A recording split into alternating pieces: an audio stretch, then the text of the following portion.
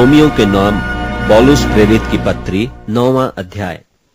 मैं मसीह में सच कहता हूँ, झूठ नहीं बोलता, और मेरा विवेक भी पवित्र आत्मा में गवाही देता है कि मुझे बड़ा शोक है और मेरा मन सदा दुखता रहता है, क्योंकि मैं यहाँ तक चाहता था कि अपने भाइयों के लिए जो शरीर के भाव से मेरे कुटुंबी हैं, आप ही मसीह से शापित हो जाता। वे इस्राएली हैं और लेपालकपन का हक और महिमा और वाचाएं और व्यवस्था और उपासना और प्रतिज्ञाएं उन्हीं की हैं। पुरखे भी उन्हीं के हैं और मसीह भी शरीर के भाव से उन्हीं में से हुआ, जो सबके ऊपर परम परमेश्वर युगानुयुग धन्य है। आमीन। परंतु यह नहीं कि परमेश्वर का वचन टल गया, इसलिए कि जो इस्राएल के वंश हैं वे सब इस्राएली नहीं, और न इब्राहिम के वंश होने के कारण सब उसकी संतान ठहरे, परंतु लिखा है कि इसहाक ही से तेरा वंश कहलाएगा। अर्थात शरीर की संतान परमेश्वर की संतान नहीं, परंतु प्रतिज्ञा के संतान वंश गिने जाते हैं।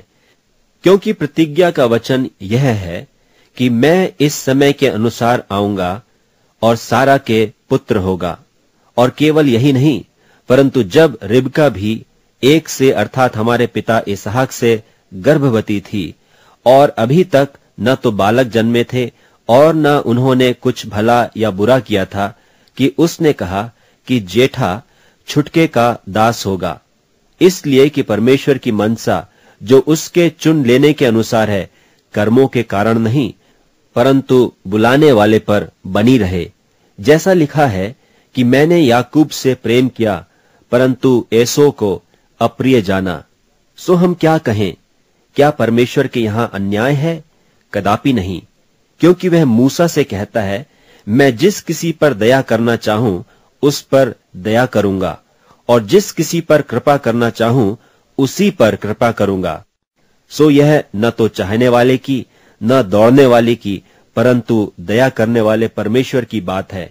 क्योंकि पवित्र शास्त्र में फिरौन से कहा गया कि मैंने तुझे इसीलिए खड़ा किया है कि तुझ में अपनी सामर्थ दिखाऊं और मेरे नाम का प्रचार सारी पृथ्वी पर हो।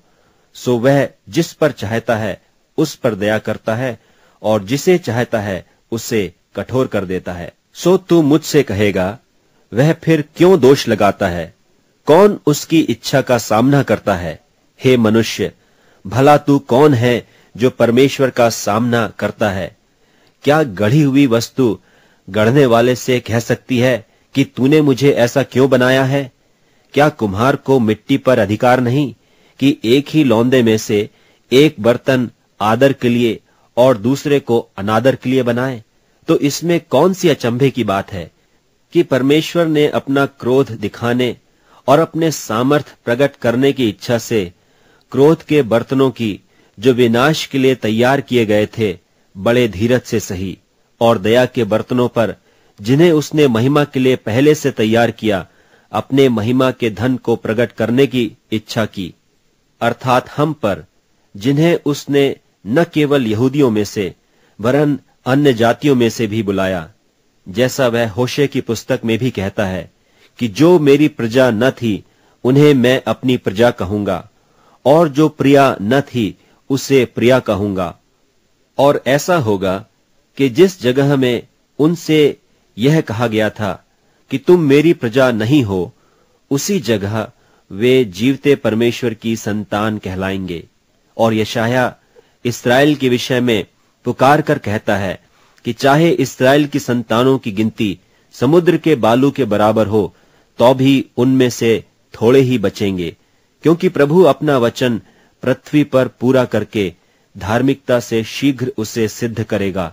जैसा यशायाह ने पहले भी कहा था कि यदि सेनाओं का प्रभु हमारे लिए कुछ वंश न छोड़ता तो हम सदोम की नाई हो जाते और अमोरा के सरीखे ठहरते। सो हम क्या कहें?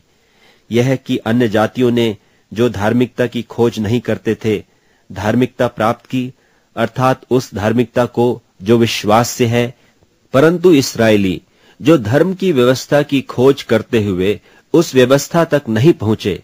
किस लिए? इसलिए कि वे विश्वास से नहीं परंतु मानो कर्मों से उसकी खोज करते थे। उन्होंने उस ठोकर के पत्थर पर ठोकर खाई जैसा लिखा है, देखो मैं सिय्योन में एक ठेस लगने का पत्थर और ठोकर खाने की चट्टान रखता हूं, और जो उस पर विश्वास करेगा वह लज्जित न होगा।